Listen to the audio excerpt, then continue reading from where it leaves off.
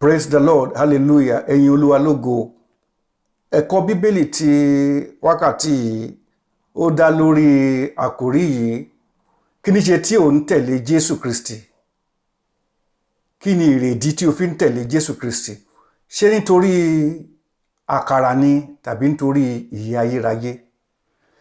A máa mú ẹ̀kọ́ wa jáde látinú Bíbélì, ìwé ìhìnrere Jòhánù orí 6 láti ẹsẹ̀ kìíní dé ẹsẹ̀ 15, ṣùgbọ́n nítorí àsìkò wa a ní ka gbogbo ẹ̀ tán. Láti ẹsẹ̀ kìíní, lẹ́yìn nǹkan wọ̀nyí Jésù kọjá sí apá kejì òkun Gálílì tí í ṣe òkun Tìbéríà. Ọ̀pọ̀ ìjọ ènìyàn sì tọ̀ ọ́ lẹ́yìn nítorí wọ́n rí iṣẹ́ àmì rẹ̀ tí ó ń ṣe lára àwọn aláìsàn. Jésù gun orí òkè lọ, níbẹ̀ ló sì gbé jókòó pẹ̀lú àwọn ọmọ ẹ̀yìn rẹ̀. Àjọ ìrékọjá ọdún àwọn Júù sì súnmọ́ etílé. Ǹjẹ́ bí Jésù ti gbé ojú rẹ̀ sókè tó sì rí ọ̀pọ̀ ènìyàn wá sí ọ̀dọ̀ rẹ̀, ó wí fún Fílípù pé, níbo lẹ ó ti ra àkàrà kí àwọn ènìyàn wọ̀nyí kí ó lè jẹ?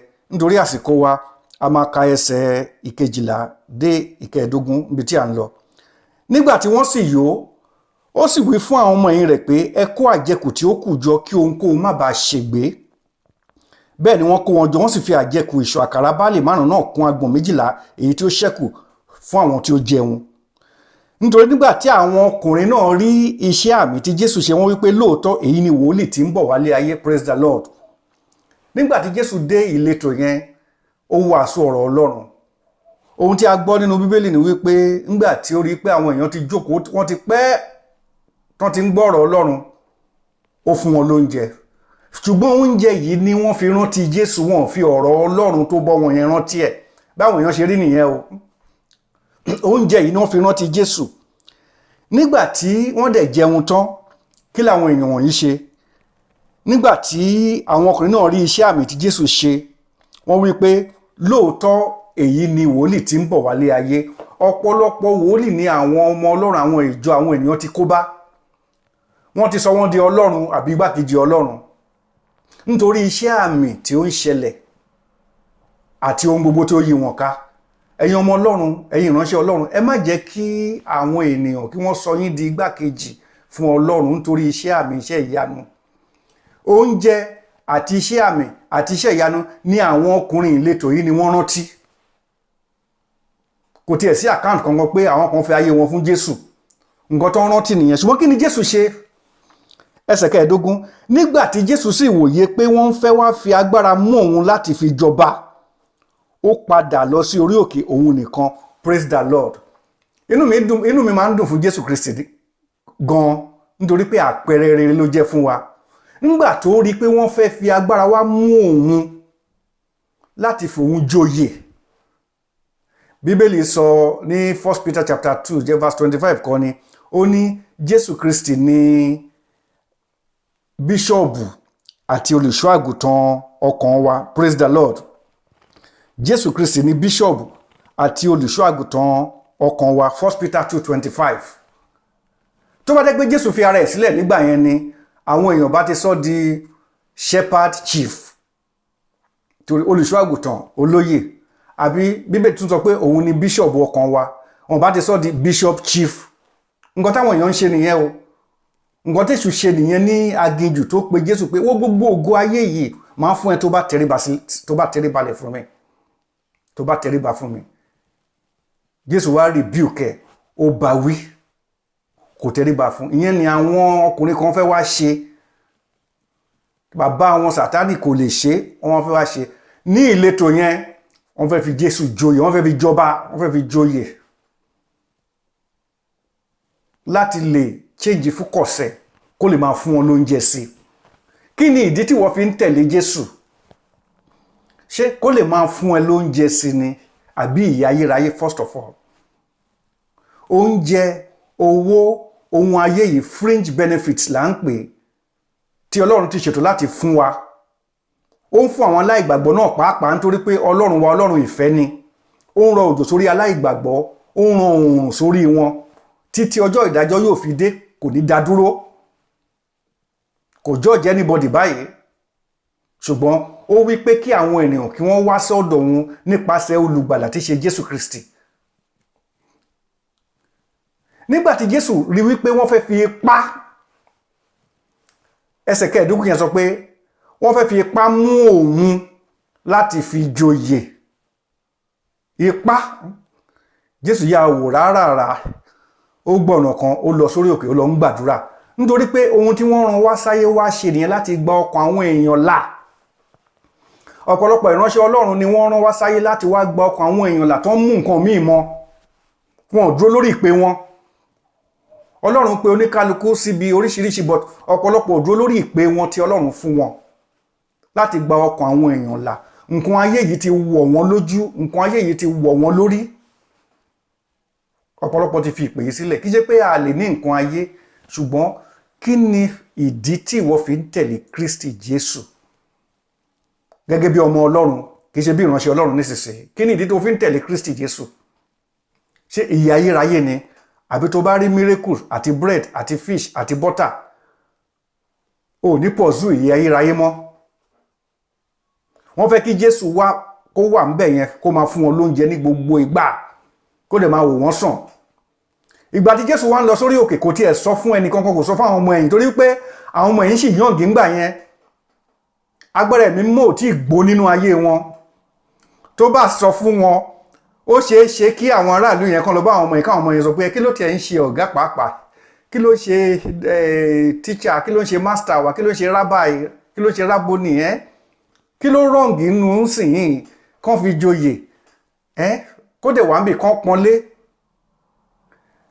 Jésù ò fẹ́ kọ́ kọrúkọ wọn sínú ìwé ayé nìkan, ó fẹ́ kán kọ sínú ìwé ìjọba Ọlọ́run.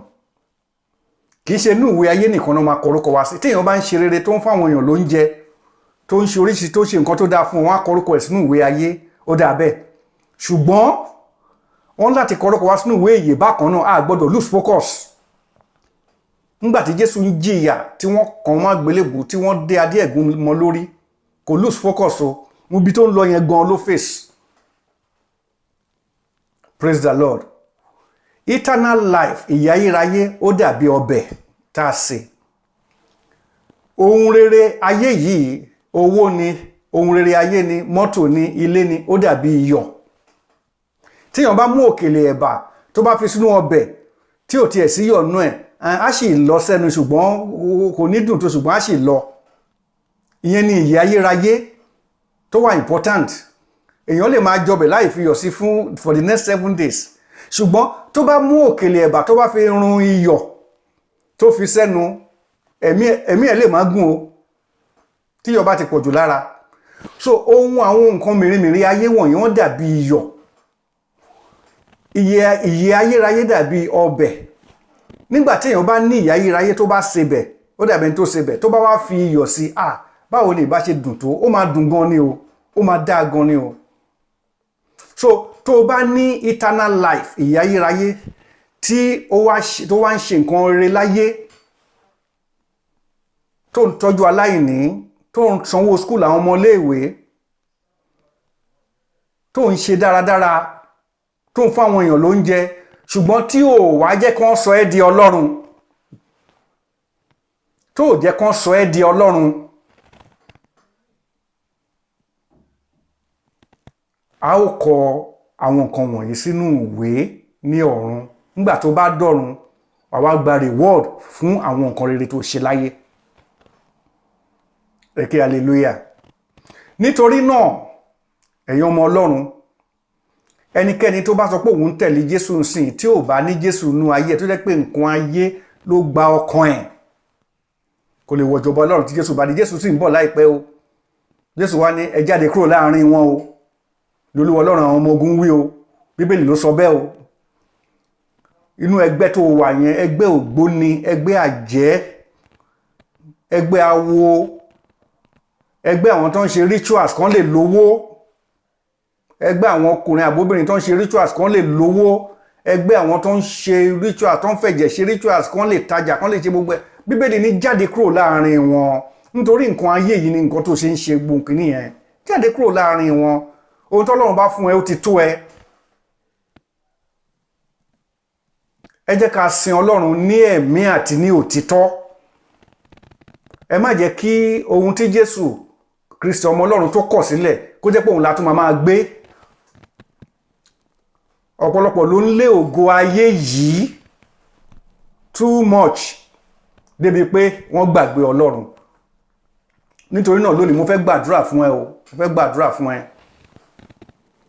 pé kó o fi ọkàn ẹ, kó túbọ̀ fi ọkàn ẹ fún Ọlọ́run, kí Ọlọ́run kó jọba nú ayé ẹ, ìhìn kó gbé ìhìn rere dání, kó jáde kó lọ máa wàásù fáwọn èèyàn nípa ìpadàbọ̀ Jésù. Ọ̀run àpáàdì ò dá o, inú ayérayé ni o.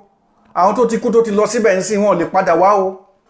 Tán bá tiẹ̀ gbàdúrà lọ́wọ́ pé Olúwa àbí baba Abrahamu rán ẹnìkan lọ, kò ní rán, Ọlọ́run ò ní rán ẹnìkan wá. Aláwọn wòlíì tó wà láyé wọ́n ti tó o, ṣùgbọ́n àwọn wòlíì wo ló wà láyé ń sìn?